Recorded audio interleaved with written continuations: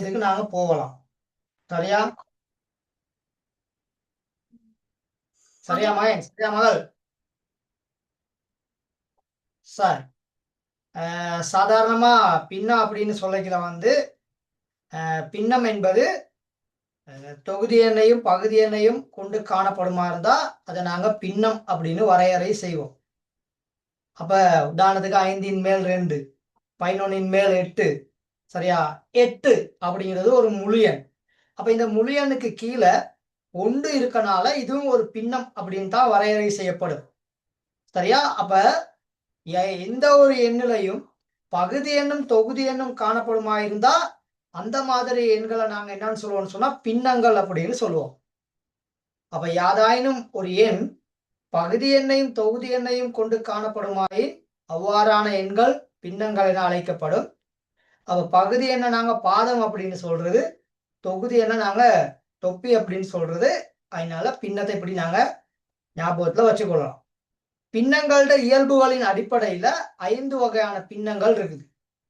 அதுல முதலாவது பின்னம் வந்து அலகு பின்னம். அங்க பகுதி எண் ஒரு பிரச்சனையும் இல்லை, தொகுதி எண்ல கட்டாயம் ஒன்று காணப்பட வேண்டும். தொகுதி எண்ல கட்டாயம் ஒன்று காணப்படணும். தொகுதி எண்ல ஒன்று காணப்படுமா இருந்தா அந்த பின்னங்களை நாங்க அலகு பின்னங்கள் அப்படின்னு சொல்லுவோம். ரெண்டாவது பார்த்துக்கிட்டீங்கன்னா முறைமை பின்னம். பகுதி எண்ணை விட தொகுதி எண் சிறியதாக காணப்படுமா இருந்தா அதை நாங்க முறைமை பின்னம் அப்படின்னு சொல்லுவோம். அப்ப பகுதி எண் பெருசா இருக்கணும், தொகுதி எண் வந்து சின்னதா இருக்கணும். அப்படி இருக்குமா இருந்தா அந்த மாதிரி பின்னங்கள் வந்து முறைமை பின்னங்கள் அப்படின்னு சொல்லி அழைக்கப்படும். அப்ப முதலாவது பின்னத்தின் வகை அலகு பின்னங்கள், ரெண்டாவது பின்னத்தின் வகை முறைமை பின்னங்கள் அப்படின்னு சொல்லுவோம். மூன்றாவது பார்த்துக்கிட்டீங்கன்னு சொன்னா முறைமை அற்ற பின்னம். இங்க வந்து பகுதி எண் சின்னதா காணப்படுவாரு, தொகுதி எண் வந்து பெருசா காணப்படுவாரு. நான் எப்பயுமே ஒரு பின்னத்தின் பகுதி எண்ணத்தான் முதலாவது சொல்வேன், தொகுதி எண்ணத்தான் ரெண்டாவது சொல்வேன். அப்ப பகுதி எண் சிறியதாகவும் தொகுதி எண் பெரியதாகவும் காணப்படுமா இருந்தா அந்த பின்னங்கள் முறைமையற்ற பின்னங்கள் என அழைக்கப்படும். அப்ப முறைமை பின்னத்துக்கு எதிரானது, ஆப்போசிட். முறைமை பின்னம் முறைமை அற்ற பின்னம். முறைமை பின்னம் வந்து பகுதி எண் பெரிதாகவும் தொகுதி எண் சின்னதாகவும் காணப்படும்.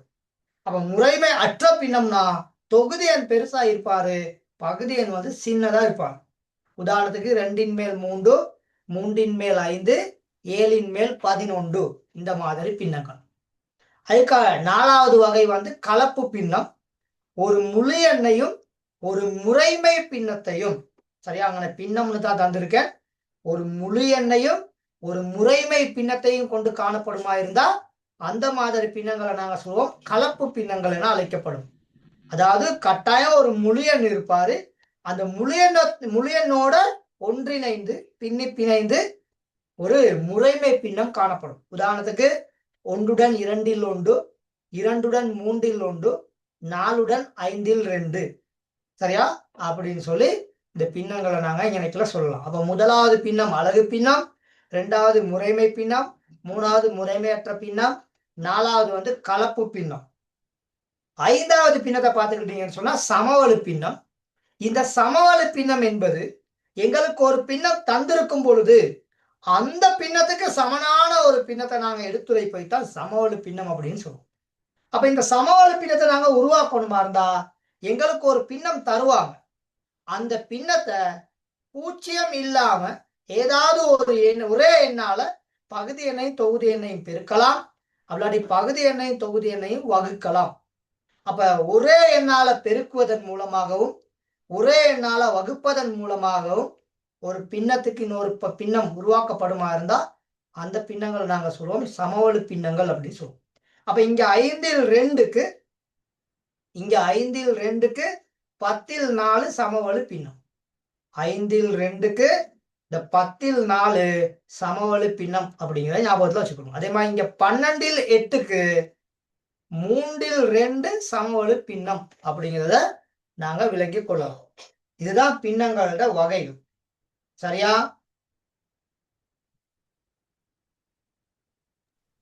ஓகேவா?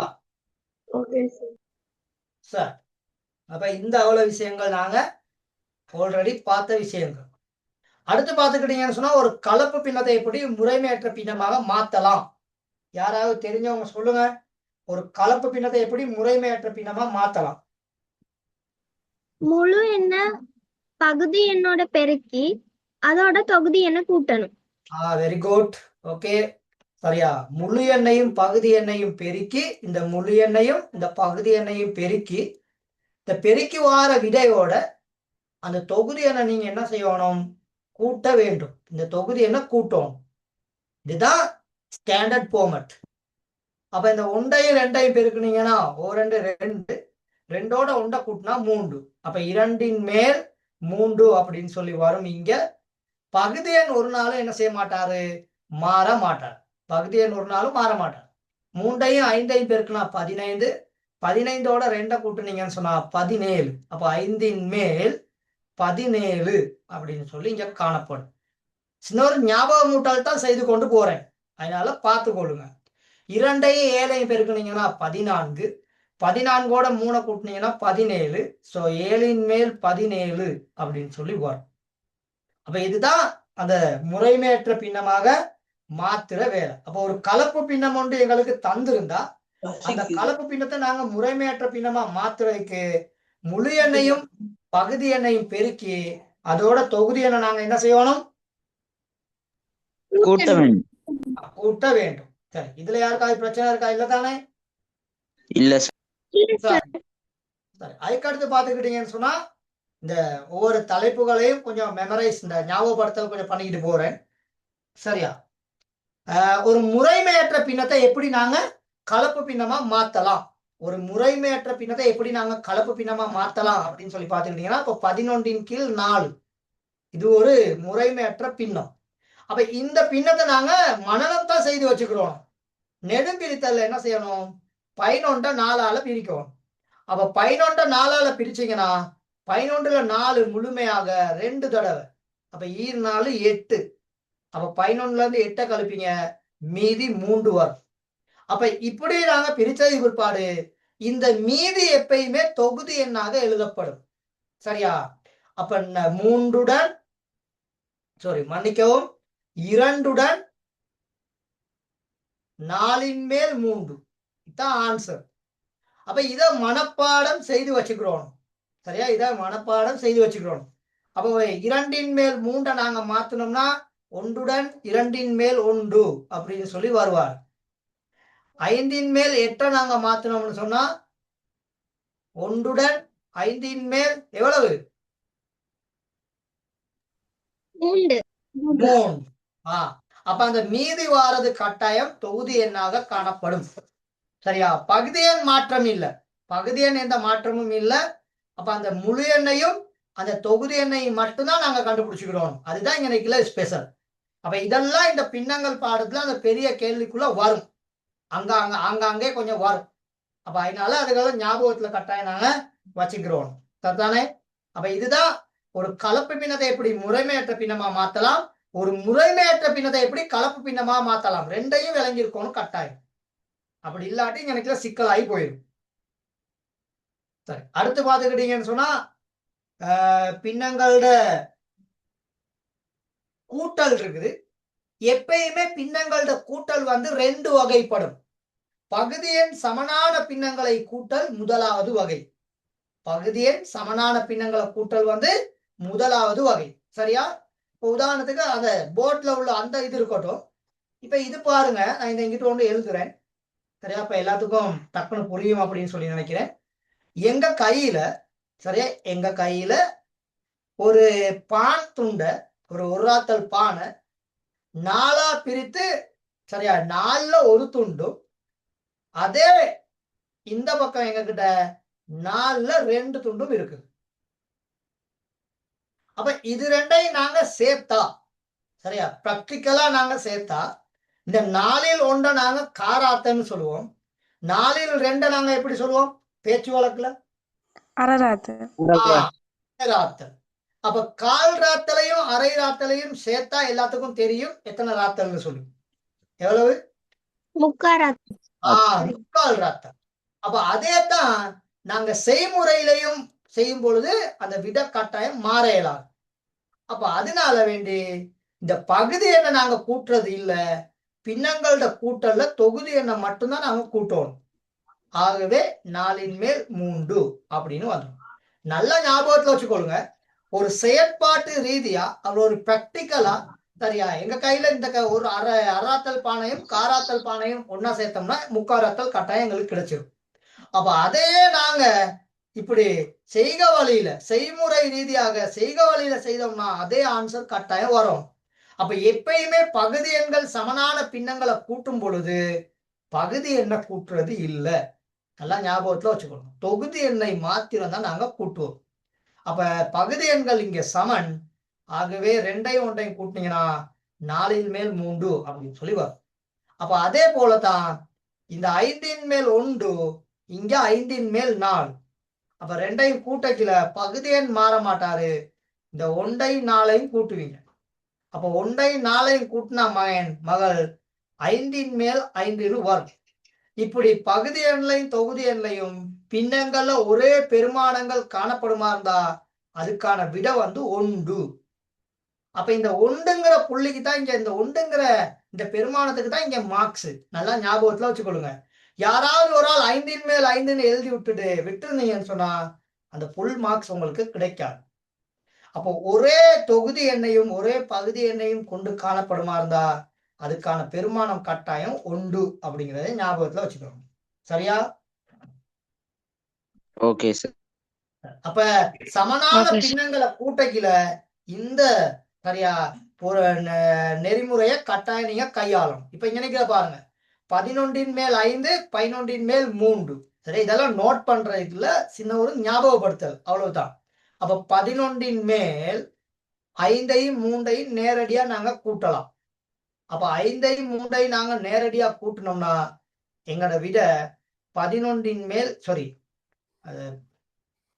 அவசரத்துல அந்த 8 கீழே போட்டு விட்டேன். 11/8 சரியா? 11/8. அப்ப இங்க பாருங்க பகுதி எண்ல ஒரு முதன்மை எண்ணும் தொகுதி எண்ல ஒரு இரட்டை எண்ணும் காணப்படுது. அப்ப இந்த பெருமானத்தை இதுக்கு மேல எங்களுக்கு ஒண்ணுமே செய்ய முடியாது. அப்ப இது ஓகே. சில வேளைகள்ல பகுதி எண்லையும் தொகுதி எண்லையும் வாய்ப்பாட்டுல உள்ள எண்கள் பொதுவாக நாங்க மடங்குகள் அப்படின்னு சொல்லுவோம். அப்படி காணப்பட்டா கட்டாயம் நீங்க என்ன செய்யணும், அதை சுருக்கி எளிய பின்னமாக கொடுக்கணும். இது கட்டாயம் தெரிஞ்சிருக்கும். நிறைய பேர் இந்த பிரச்சனை பிழை விட்டுருவாங்க. அப்ப இப்படி எங்கேயாவது ஒரு இடத்துல தொகுதி எண்லையோ பகுதி எண்லையோ ஒரு முதன்மை எண் காணப்பட்டா பிரச்சனையே இல்லை, அப்படியே வச்சிடலாம். ஆனா மடங்குகள் காணப்பட்டா கட்டாயம் அதை எளிய வடிவில் நீங்க கொடுக்க வேண்டும். அந்த எளிய வடிவில் கொடுக்கறதுக்கு தான் அங்க புள்ளி. அதை நல்லா ஞாபகத்துல வச்சுக்கொள்ளுங்க. சரியா மகன்? சரியா மகள்? Okay sir. இங்க பாருங்க 13/6 13/5. அப்ப இதை நேரடியா எங்களுக்கு கூட்டலாம். ஏன்னா பகுதி எண்கள் இங்க சமன். ஆகவே 6ஐயும் 5ஐயும் நேரடியா நாங்க கூட்டுவோம். அப்ப நேரடியா இங்க கூட்டணும்னா 13/11. அப்ப இது ஒரு பிரச்சனையும் இல்லை. இதுதான் இதோட பைனல் விட. ஏன்னா பகுதி எண்ல முதன்மை எண் காணப்படுது. அப்ப இது ஒரு மடங்கு அல்ல. சரியா மகன்? சரியா மகள்? Okay sir. அப்ப பின்னங்கள்ல நேரடியாக கூட்டல் வந்தா பிரச்சனையே இல்லை, நேரடியாக கழிக்கிறதுக்கு வந்தா பிரச்சனையே இல்லை. பகுதி எண்கள் சமனா இருந்தா நேரடியாக கூட்டலாம், நேரடியாக கழிக்கலாம். பகுதி எண்கள் சமன் இல்லாட்டி கட்டாயம் நாங்க போமசி கண்டு பகுதி எண்களை சமப்படுத்த வேண்டும். சரியா? இதுகள் ஞாபகத்துல இருக்கணும்னு நினைக்கிறேன். அப்ப இங்கனைக்குல பாருங்க பகுதி எண்கள் சமனற்ற பின்னங்களை கூட்டல். அப்ப இங்கனைக்குல 2,3 இருக்குது. அப்ப இந்த 2,3க்கு நாங்க டானா பித்தல போட்டு போமசிய காணும். முதலாவது 2ஆல பிரிப்போம் 1,3. பிறகு 3ஆல பிரிச்சீங்கன்னு சொன்னா கீழே 1 வரும் மட்டும் கட்டாயம் பிரிக்கணும். அப்ப இந்த இடத்துல 2மே 1 வந்துருவார். அப்ப இது 2க்கும் போமசி 6 போமசி. இது 2க்கும் போமசி 6. ஆனா எங்க விட்டு பின்னங்கள்ல பாருங்க 2/1 3/1 தான் இருக்குது. அப்ப கட்டாயம் இந்த பகுதி எண்ல இந்த 2 இந்த 3 நாங்க எத்தனையாக மாத்த வேண்டும்? அப்ப 6ஆக மாத்தணுமா இருந்தா முதலாவது பின்னத்தை மேலையும் கீழையும் நாங்க எத்தனை பெருக்கணும்? 3ஆல. 3ஆல பெருக்கணும். மேலையும் கீழையும் 3ஆல பெருக்கணும். அதே நேரத்துல அடுத்த பின்னத்தை மேலையும் கீழையும் நாங்க எத்தனையால பெருக்கணும்? 2ஆல பெருக்கணும். இதுதான் ஈஸியான வே. சமவெளி பின்னங்கள் ஐடியாவை பயன்படுத்தி ஈஸியாக செய்யலாம். வேற ஏதாவது முறைகள்ல பழகி வச்சிருந்தீங்கன்னா அதை நீங்க பார்த்துக்கொள்ளுங்க. அப்ப இங்க இது 2 6, அப்ப 6ன் மேல் 3, இந்த பக்கம் 6ன் மேல் 2 அப்படின்னு வந்துடுவார். இப்ப இதை நேரடியா நீங்க கூட்டி போட்டுடலாம். 6ன் மேல் எவ்வளவு விட? 5. இதுதான் இலகுவான மெத்தட். டக்குன்னு போமசியை கண்டுகொள்ளணும். போமசியை கண்டு கொண்டுட்டு எந்த பின்னத்தை பெருக்க வேண்டும்? 2 பின்னத்தையும் பெருக்க இருந்தா 2 பின்னத்தையும் பெருக்கணும். சில நேரத்துல ஒரு பகுதியை சமனாக காணப்படும். அப்படி வச்சிருக்கேன், பின்னுக்கு தருவேன். அப்படி இருக்கும் பொழுது அதை நீங்க மாத்த தேவையில்ல. தேவையான பின்னத்துல மட்டும் மேல் தொகுதி எண்ணையும் பகுதி எண்ணையும் பெருக்கி போமசியை சமப்படுத்தி கொண்டு கூட்டுறதுக்கு கழிக்கிறதுக்கு தெரிஞ்சிருக்கும். சரியா? அப்ப இங்க 2ல் 1 கூட்டல் 3ல் 1, 2க்கும் போமசி 6. அப்ப 2ல் 1 மேலையும் கீழையும் 3ஆல பெருக்கணும். 3ல் 1 மேலையும் கீழையும் 2ஆல பெருக்கணும். 6ன் மேல் 3, 6ன் மேல் 2, 2ஐயும் கூட்டுனீங்கன்னா 6ல் 5. ஓகே தானே? ஓகே. சரி, அதே மாதிரி சரி, இதை நீங்க டக்குன்னு சொல்லுங்க பாப்பா. ஆன்சர் செய்யக்கூடியவங்க செய்யுங்க. 4ல் மேல் 1, 3ன் மேல் 2. 12. அப்ப போமசி வந்து 12 போமசி. அப்ப முதலாவது பின்னத்தை மேலையும் கீழையும் 3ஆல பெருக்குவீங்க. மேலையும் கீழே எத்தனையால பெருக்குவீங்க? 3ஆல சார். 3ஆல. அப்ப 4ல் 1 3ஆல பெருக்கணும். அதே நேரத்துல இந்த பக்கம் உள்ள பின்னத்தை 3ன் மேல் 2 மேலையும் கீழையும் 4ஆல பெருக்கணும். சரியா மகன்? Okay sir. சார், அப்ப பெருக்குனீங்கன்னு சொன்னா 12ன் மேல் 7 விட, அப்படியா? 12ன் மேல் 11 விட எவ்வளவு? 12ன் மேல் 11. சரியா? 12ன் மேல் 11. ஓம் சார். சரி. 12ன் மேல் இந்த பக்கம் 8, அந்த பக்கம் 3. 12ன் மேல் 11 விட. சரி, இப்ப புரிஞ்சதா எல்லாருக்கும்? என்ன செய்யணும்? சரி, அப்ப போமசி காண்றது மட்டும்தான் உங்களுக்கு ஞாபகத்துல வச்சுக்கிறோம். அப்ப 4க்கும் 3க்கும் போமசி கணக்குல முதன்மை எண்களால பிரிச்சுக்கிட்டு போகணும். முதலாவது 2ஆல பிரிக்கிறேன். அப்ப 2, 3 திரும்ப 2ஆல பிரிக்கலாம். இங்க 1, இங்க 3. திரும்ப 3ஆல பிரிச்சிங்கன்னு சொன்னா 2 லக்கலையும் 1 வந்துடுவாரு. 1 வரை மட்டும் கட்டாயம் பிரிக்கணும். பிறகு இந்த 3ஐயும் நீங்க பெருக்கி விட்டீங்கன்னு சொன்னா உங்களுக்கு தேவையான அந்த போமசி 12 வந்துடுவார். இதுதான் ஈஸியான வே. சரியா? வேற முறைகள் இருந்தா பழகி வச்சு கொள்ளுங்க. சரியா மகன்? சரியா மகள்? சரி, இப்ப இத பாருங்க பாப்பா. 10ல் 1 5ல் 2. அப்ப 2க்கும் போமசி வரணும். 10 வரணும் போமசி. 5, 10. அப்ப 2ஆல பிரிச்சீங்கன்னு சொன்னா இங்கேயும் 5, இங்கேயும் 5. பிறகு 5ஆல பிரிச்சு விட்டா 1, 1ன்னு சொல்லி வந்துருவார். அப்ப 2ஐயும் பெருக்குனீங்கன்னா 10 போமசி. அப்போ ஆல்ரெடி நினைக்கல 10ன் மேல் 1 இருக்குது. அப்ப இந்த பின்னத்தை மாத்தணுமா?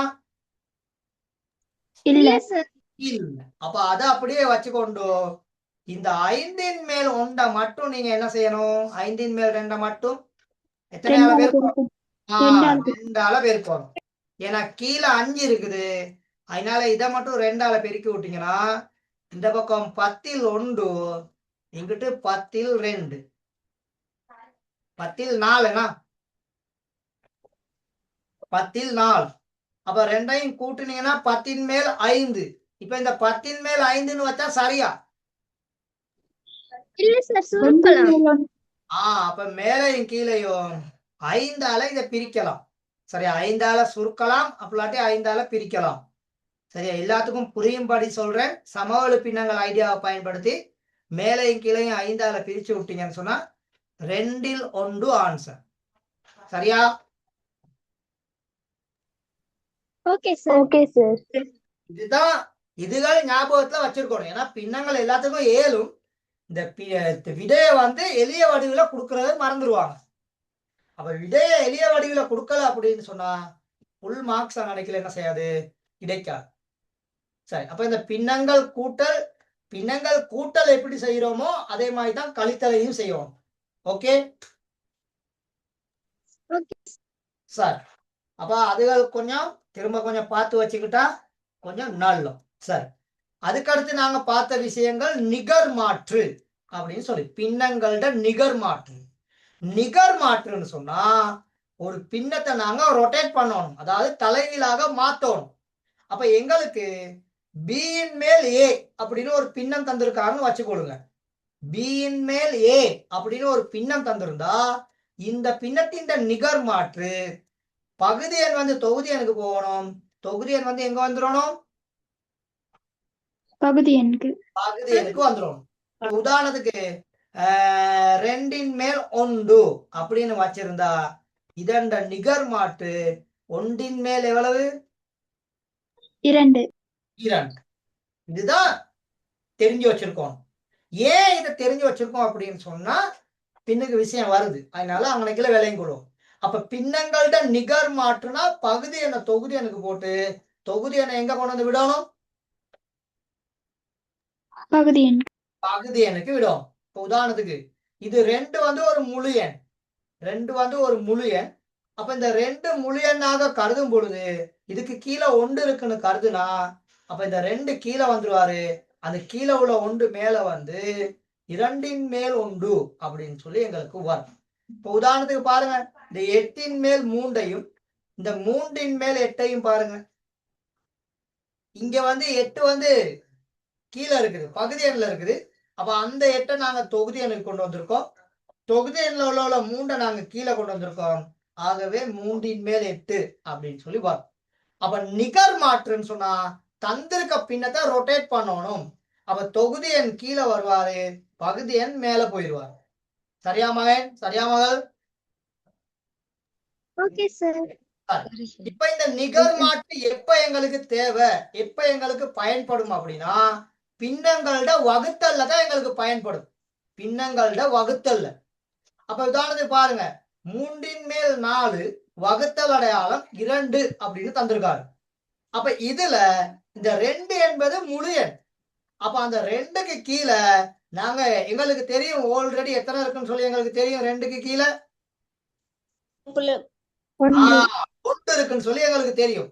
அப்ப இந்த 2க்கு கீழே 1 இருக்கு அப்படின்னு சொல்லி எங்களுக்கு தெரிஞ்ச சுட்டி இந்த வகுத்தல் அடையாளத்தை நாங்க பெருக்கலாக மாற்றும் பொழுது இந்த வகுத்தலுக்கு பின்னுக்குள்ள பின்னம் தான் கவனிக்கணும். நீங்க 3 மேல் 4 மாத்தினீங்கன்னா நீங்க பிழையா விளங்கிக்கிட்டீங்கன்னா அர்த்தம். இந்த வகுத்தலுக்கு பின்னுக்குள்ள பின்னத்தை நீங்க என்ன செய்யணும்? ரொட்டேட் பண்ணணும். அப்ப 2 கீழே வந்து இந்த 1 மேல போயிடுவார். ஆகவே இங்க 3 மேல் 4, இந்த பக்கம் 2 மேல் 1. இப்ப இங்க நினைக்கல என்ன செய்யலாம்? இந்த 4ஐயும் 2 சுருக்கலாம். அப்ப இங்க ஒரு தடவை, இங்க 2 தடவை. ஆகவே ஈஸியான ஆன்சர் 3 மேல் 2 அப்படின்னு வந்துடும். சரியா மகன்? சரியா மகள்?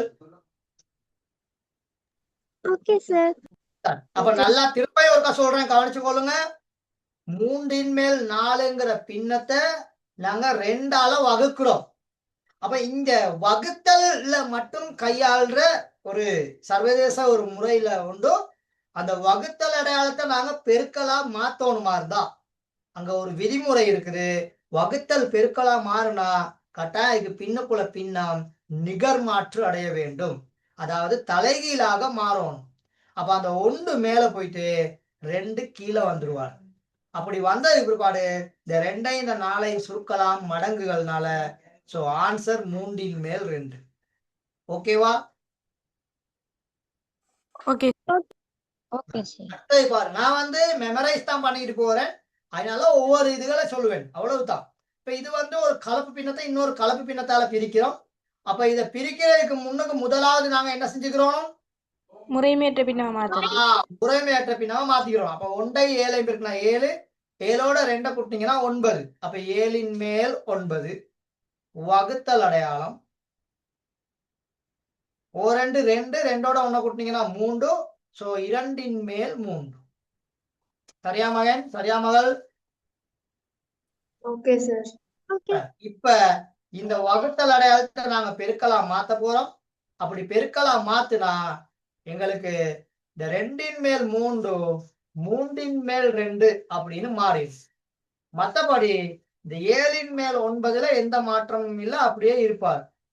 இப்ப எங்களுக்கு இங்க சுருக்குறைக்கான பின்னம் ஒன்று காணப்படுது. இந்த 3 சுருக்குனீங்கன்னா ஒரு தடவை, இந்த 7 சுருக்குனீங்கன்னா எத்தனை தடவை? 9 சுருக்குனா 9 3 தடவை. ஆகவே விட 7ன் மேல் எவ்வளவு? 6. 7ன் மேல் 6. அப்ப இதெல்லாம் ஆல்ரெடி நாங்க படிச்ச விஷயங்கள் தான். ஒரு கலப்பு பின்னத்தை இன்னொரு கலப்பு பின்னத்தால வகுக்கும் பொழுது முதலாவது நாங்க முறைமையற்ற பின்னமாக மாத்திக்கொள்ளணும். 2வது படிமுறை அந்த வகுத்தல் அடையாளத்தை நீங்க பெருக்கல் அடையாளமா மாத்துனா அதுக்கு பின்னுக்குள்ள பின்னம் நிகர் மாற்றம் அடைய வேண்டும். பின்னுக்குள்ள பின்னம் என்னவா அடையணும்? நிகர் மாற்றம் நிகர் மாற்றம் அடைய வேண்டும். சரியா? இவ்வளவு விஷயங்கள் தரம் 6ல இருந்து தரம் 9 வரைக்கும் நாங்க பார்த்திருக்கோம். சரியா மகன்? சரியா மகள்? ஓகே. Okay sir. இதுகள் கட்டாய ஞாபகத்துல வச்சிருக்கணும். இதுகள் இல்லாம நாங்க அங்கிட்ட என்ன செய்யலாது பயணிக்க முடியாது. அதே போல ஒரு பின்ன கணக்கொண்ட சுருக்கோணமா இருந்தா நாங்க ஒரு விதிமுறை ஒன்று படிச்சிருக்கிறோம். அதாவது பொட்மாஸ் அப்படின்னு சொல்லுவோம். என்னன்னு சொல்றது? பொட்மாஸ். அப்ப இந்த பி என்பது அடைப்பு, ஆஃப் என்பது இன், டி என்பது வகுத்தல், எம் என்பது பெருக்கல், ஏ என்பது கூட்டல், எஸ் என்பது கழித்தல். இது எல்லாத்துக்கும் தெரியும் தானே? சார், அப்ப இந்த இன் வர இலக்குல இன்னொரு சொல் இருக்குது, இல்லுன்னு சொல்லி இருக்குது. இந்த 2 சொல் வந்தா அங்கனக்குள்ள நாங்க என்ன அடையாளத்தை பயன்படுத்தலாம்? பெருக்கல் அடையாளம். பெருக்கல் அடையாளத்தை பயன்படுத்தலாம். அப்ப ஒரு பின்ன கணக்குல எங்களுக்கு 4 இடத்துல பெருக்கல் வரும். இன் வந்தா பெருக்கல் வரும், இல் வந்தா பெருக்கல் வரும், அடைப்பு வந்தா பெருக்கல் வரும். அடுத்தது ஆல்ரெடி எங்களுக்கு அதாவது பெருக்கல் வந்தாலும் பெருக்கல் தான். அப்ப 4 சந்தர்ப்பங்கள்ல நாங்க பெருக்கலை பயன்படுத்துறதுக்கு தெரிஞ்சிருக்கணும் கட்டாயம். சரியா மகன்? சரியா மகள்? Okay sir. அப்ப அதுகள் ஞாபகத்துல வச்சிருக்கணும். அதுகள் இல்லாம அங்கிட்டு நாங்க என்ன செய்யலாது நகர முடியாது. சரியா மகன்? சரியா மகள்? Okay sir. அப்ப இத இப்படி இதுகள் பிராக்டிஸ் பண்ணி கொள்ளுங்க. சரியா? இதுகள் பிராக்டிஸ் பண்ணி கொள்ளுங்க. சரியா? ஒரு ஸ்கிரீன்ஷாட் ஒன்று அடிச்சுக்கிறேன்னா அடிச்சுக்கொள்ளுங்க. ஒரு ஸ்கிரீன்ஷாட் அடிச்சுக்கிறேன்னா அடிச்சுக்கொள்ளுங்க.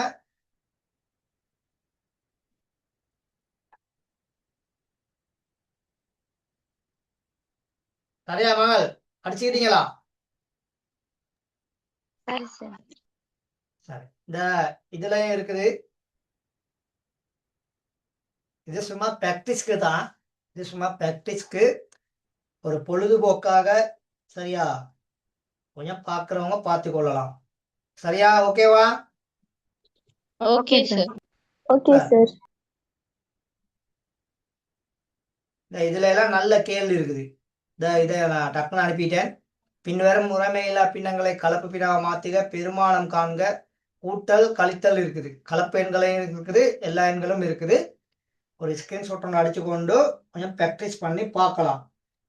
ஒரு அது கட்டாயம் கடவுள் உதவி செய்வார். இந்த மாதிரிக்கு கொஞ்சம் செய்து பார்க்கறதுக்கு என்னைக்காவது உங்களுக்கு அதுக்கு பெனிஃபிட்ஸ் இருக்குது. சார், இப்ப இதுதான் நாங்க பார்க்க போறது. இன்னைக்குல இருந்து தான் நாங்க பார்க்க போறோம். சரியா? அப்ப தலைப்பு போட்டுக்கொள்ளுங்க. இன் இடம்பெறும் கோவைகளுக்குரிய பின்னங்களை சுருக்குதல். இந்த பாடத்துல முதலாவது தலைப்பு இன் இடம்பெறும் கோவைகளுக்குரிய பின்னங்களை சுருக்குதல்.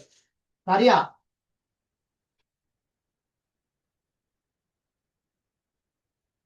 போட்டீங்களா?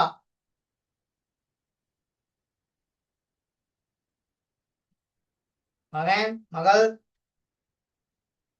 ஆம் சார். அப்ப இங்க நேரடியா விஷயத்துக்கு போயிடுறேன். ரூபா 100 எங்க கையில இருக்குது. அப்ப இந்த ரூபா 100ல சரியா 100இன் அப்ப இங்க நினைக்கல இந்த ஈனா இன்ன போட்டிருக்கனால அதுக்கு நாங்க பெருக்கலை பயன்படுத்தலாம். இங்கால 2ல் 1. அப்ப இந்த 100 அரையால பெருக்கிறோம் அப்படிங்கிறது தான் கருத்து. இந்த 100 ஒரு முழு எண்ணால கீழே 1 இருக்கு அப்படின்னு சொல்லி கருதுனா இந்த 100ஐயும் இந்த 2ஐயும் என்ன செய்யலாம்? சுருக்கலாம். அப்படி சுருக்குனா 100ல அரைவாசி உங்களுக்கு எத்தனைன்னு சொல்லி தெரிந்தானே எல்லாருக்கும். 100ல அரைவாசி எவ்வளவு? 50 50. ஆகவே இங்க நினைக்கல ரூபாய் 50 அப்படின்னு சொல்லி வரும் விட. சரியா? அப்ப 2ஆல பிரிக்கிறதும் ஒன்றுதான், அரையால பெருக்கிறதும் ஒன்றுதான். ஏற்றுக்கொள்றீங்களா? 2ஆல பிரிக்கிறதும் ஒன்றுதான். அந்த பாருங்க, ரூபாய் 100 2ஆல பிரிக்கிறோம் அப்படின்னு சொல்லும் பொழுது இந்த 2க்கு கீழே 1 இருக்குன்னு சொல்லி கருதுனா இந்த பெருக்கலாக மாறும் பொழுது 1 மேல போயிட்டு 2 கீழே வந்துருவார். அதான் பாருங்க, அந்த படிமுறை இங்கேயும் இருக்குது. இப்ப இந்த 2 சுக்குனா 1 தடவை, 100 சுக்குனா 50 தடவை. அப்ப சேம் வே 2ஆல பிரிக்கிறதும் ஒன்றுதான், அரையால பெருக்குவதும் ஒன்றுதான். அது கணிதத்துல உள்ள ஒரு நுணுக்கம். அப்ப இது ஒரு சிஸ்டம். சரியா? இது இங்க பாடத்துல இல்லாட்டியும் இதை சொல்லிட்டாங்க. அப்ப இது ரெண்டுமே ஒரே விஷயம் தான். என்ன, இந்த வகுத்தலை இணைக்கல பெருக்கலாக மாத்தி இதை ரொட்டேட் பண்ணி விட்டுருக்காரு. அந்த முதல்ல சொல்லி தந்தானே, வகுத்தல் அடையாளம் பெருக்கலா மாறினா இந்த வகுத்தலுக்கு பின்னுக்குள்ள பின்னம் கட்டாயம் என்னவா மாறும்? தலைகீழாக நிகழ்மாற்றடையும். ஆகவே 50 விட. சரிதானே? Okay sir. இப்ப இதை நீங்க செய்யுங்க பாப்போம். 20 இன் 5ல் 1. 20 இன் 5ல் 1. அப்ப இன்னும் நாங்க என்னவா மாத்தலாம்?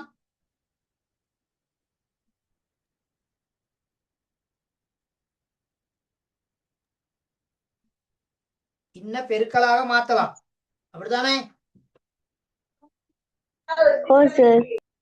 அப்ப இன்ன நீங்க பெருக்கலாக மாத்துனா 20 பெருக்கல் அடையாளம் 5ல் 1. சோ இந்த 5 சுருக்குனீங்கன்னா ஒரு தடவை, 20 சுருக்குனீங்க எத்தனை தடவை? 4 தடவை. ஆக விட எவ்வளவு? 4. சரியா?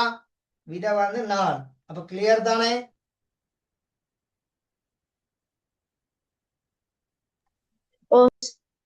சார் ஓகேவா? Okay sir. Okay sir.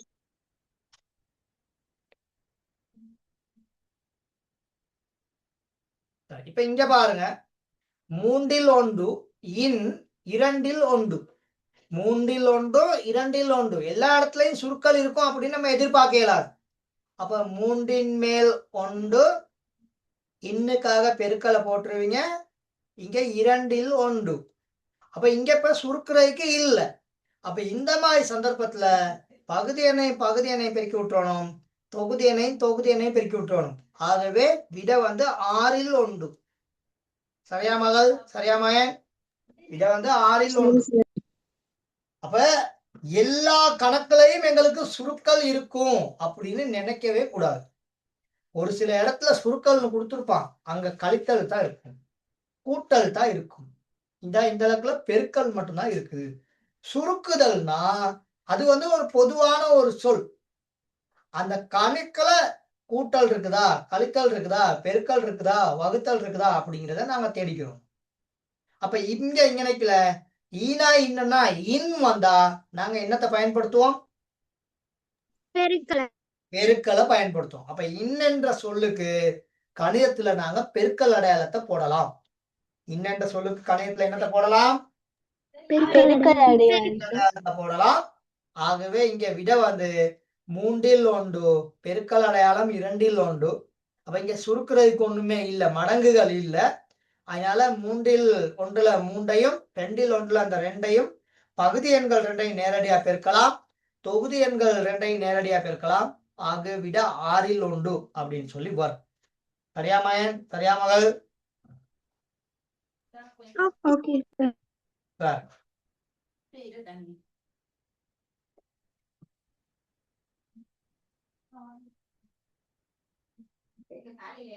சரி, இப்ப இத பாருங்க. 3ல் 2 இன் 2ல் 1. சரி, அப்ப அந்த இன்னுக்காக வேண்டி நாங்க பெருக்கல் அடையாளத்துல போட்டோம்னா இப்ப எங்களுக்கு இங்க ஒரு வாசி இருக்குது. இருக்குதா?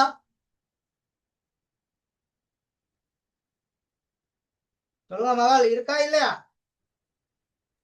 இருக்கு சார். இருக்கு. இந்த ரெண்டையும் என்ன செஞ்சிடலாம்? சுருக்கி விட்டுறலாம். சுருக்கி விட்டுலாம். அப்ப சுருக்கி விட்டீங்கன்னா இங்க விட 3ன் மேல் எவ்வளவு? 1. 1. இங்க விட வந்து 3ல் 1. ஓகே,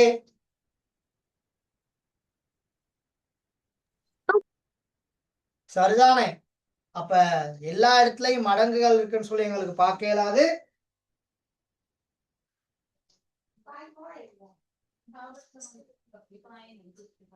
சரியா? அப்ப மடங்குகளை மட்டும் இணைக்கிற நாங்க சுருக்கி விட்டுறலாம். ஓகே, சரிதானே? Okay sir.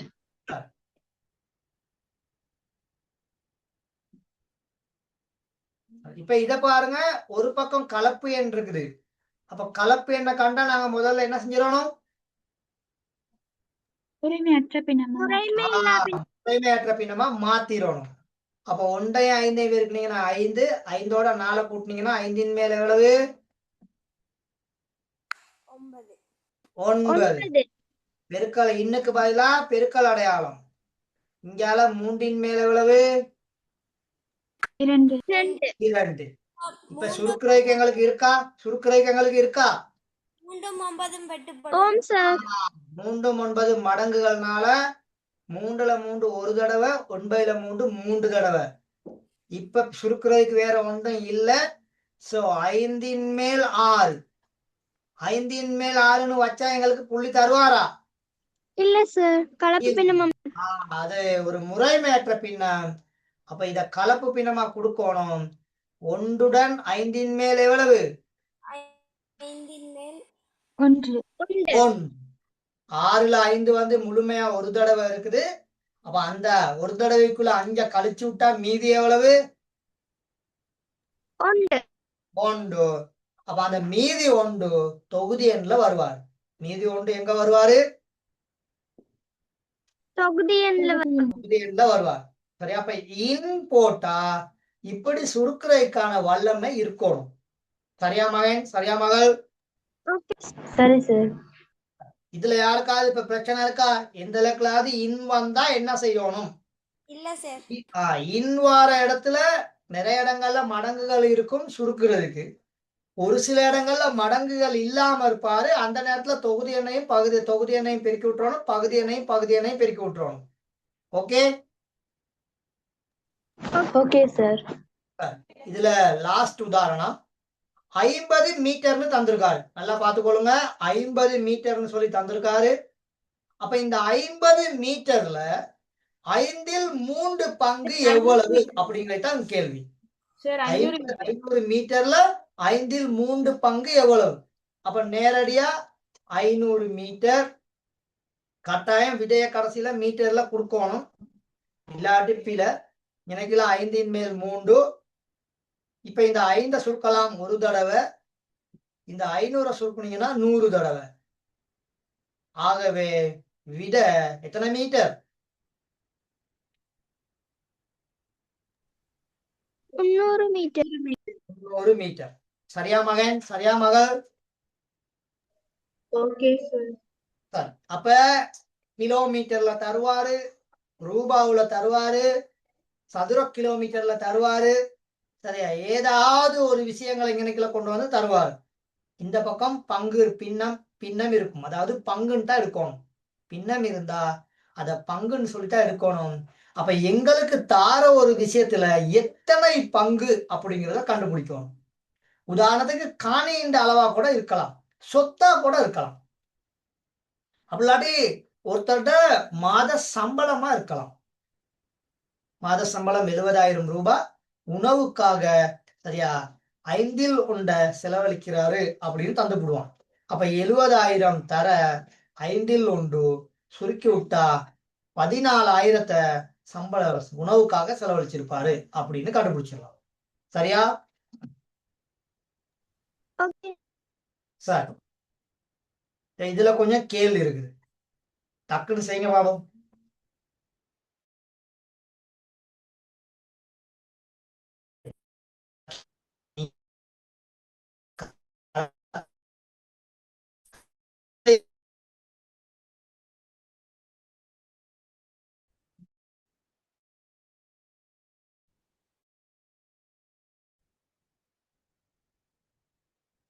ரொம்ப கொள்ளாங்க, குயிக்கா செய்யுங்க.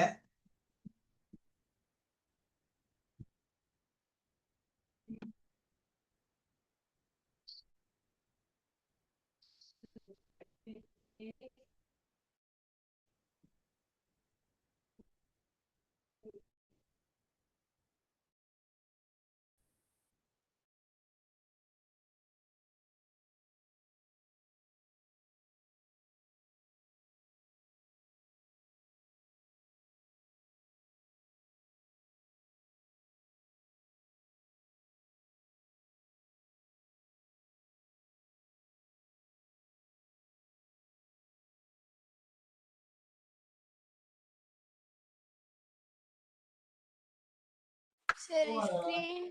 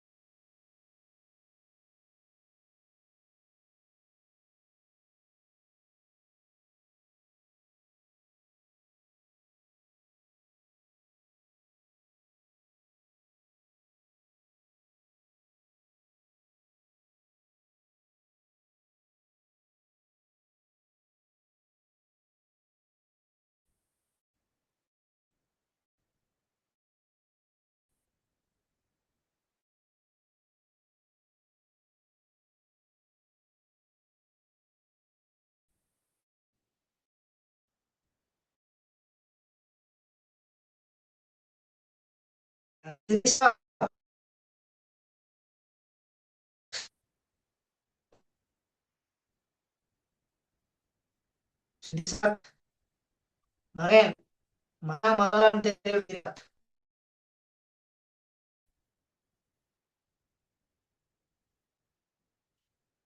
கேக்குது?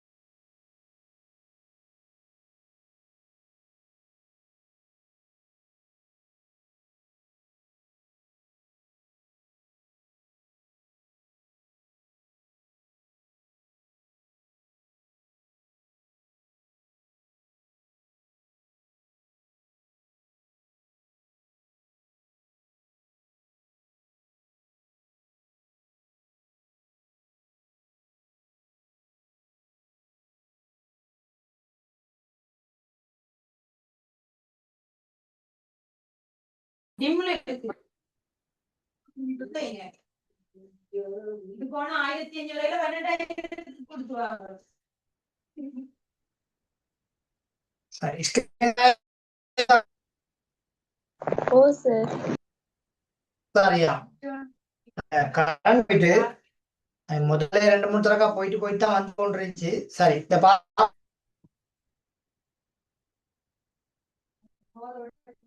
சரியா மாமா? சரி சார். சரி முதலாவது கேள்வி 4 இன் 3 மேல் 2. அப்ப 5 4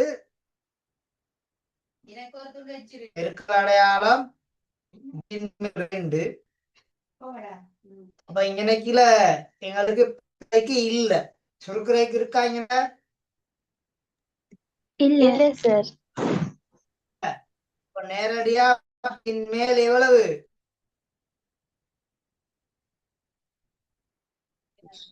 15 மேல் சரியா விட சொல்லுங்க.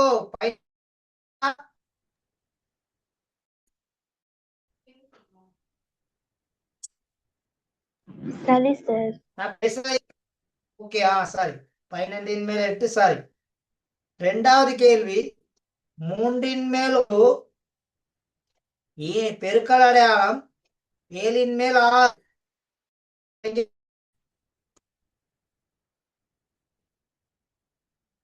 மூண்ட சுருக்குனா ஒரு தடவை, 6 சுருக்குனா எத்தனை தடவை? 2 தடவை. 2 தடவை. அப்ப விடுது 7 மேல் 2. ஓகேவா? வந்திருக்கா 7 மேல் 2? ஓ சார். சொல்லுங்க மகள். ஓகே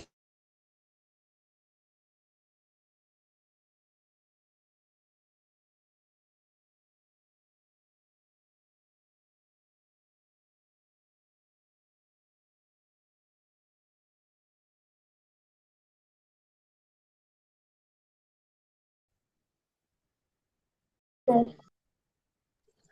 ஓகே என்ன சார். பிரச்சனை? அவரே சிக்கல். நான் பேசுறது கிளியரா கேக்குதா? ஓ ஓ சார். சார். கிளியர் கேக்குது சார். 8 பெருக்கல் அடையாளம் 5 மேல் 2. அப்ப நேரடியா 2 பக்கமே எங்களுக்கு சுருக்கலாம். நேரடியா 2 பக்கமே எங்களுக்கு சுருக்கலாம். 5ஐயும் சுருக்கிடுவீங்க ஒரு தடவை. ஸ்கிரீன் ஷேர் ஆகில்லையா? எனக்கு மறு பாப்போம். இல்ல சார் ஷேர் ஆகவே இல்ல.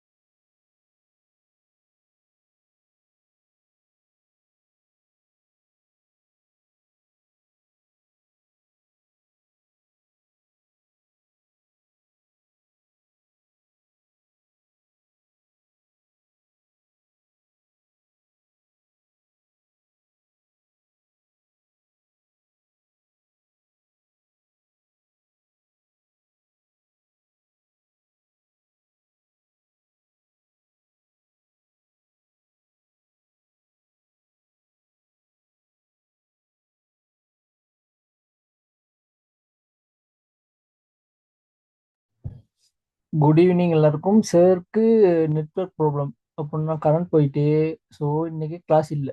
முடிஞ்சு இன்னொரு 15 மினிட்ஸ் தானே இருக்கு. 1 ஹவர் சார் கிளாஸ் செஞ்சாரு. அடுத்த தொடர்ச்சி வந்து அடுத்த கிளாஸ் செய்வாரு. Okay okay sir. சார். அப்ப நான் லீவ் ஆகுது. ஓகே ஓகே ஓகே எல்லாம் லீவ் ஆகும்.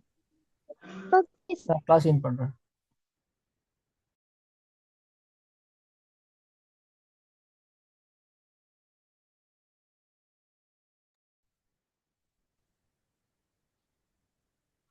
ஆ